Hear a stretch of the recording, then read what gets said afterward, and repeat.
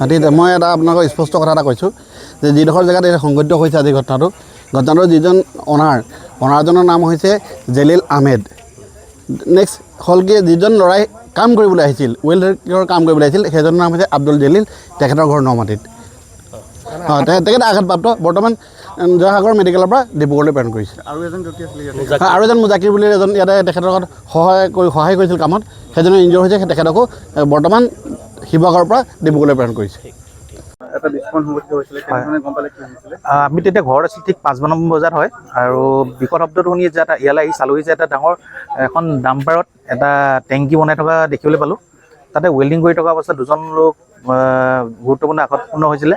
লগতে দেখিলোঁ তাৰ ইয়াৰ ঘৰৰ পিছপিনে এটা ডাঙৰ টেংকি বনাই থোৱা আছে, যিটো ক্ৰুড অইলৰ এতিয়া বুলি কৈছে, ক্ৰুড অইলৰ চোৰাং বেহা চলি আছে বৰ্তমান। জেলিল আহমেদ বুলি গম পাইছোঁ, আৰু লগত আৰু এজন আছে, সেইজনৰ নাম কিন্তু আমি অৱগত নহয়। তেওঁ কাম কৰিছে নকৰিছে গম নাপাওঁ, কিন্তু দুজন কমাৰ্চিয়েল কাম কৰি আছিলে, আৰু সেইজন বৰ্তমান এতিয়া ডিব্ৰুগড় মেডিকেলত আছে বুলি আমি গম পাইছোঁ।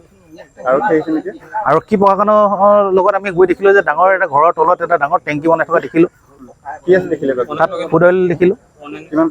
কিমান পৰিলে অনুমান সেইটো কৰা নাই। আগৰ পৰা গম নাপাওঁ, কাৰণ এইটো ডাঙৰ এটা বাউণ্ডেৰী ৱাল মাৰি থোৱা আছে, আৰু এইটো কি হৈ আছে ভিতৰত গম নাপাইছোঁ। গেলত তলা মাৰি থোৱা আছিলে, আমি ছাইডেদি সোমাইছোঁ।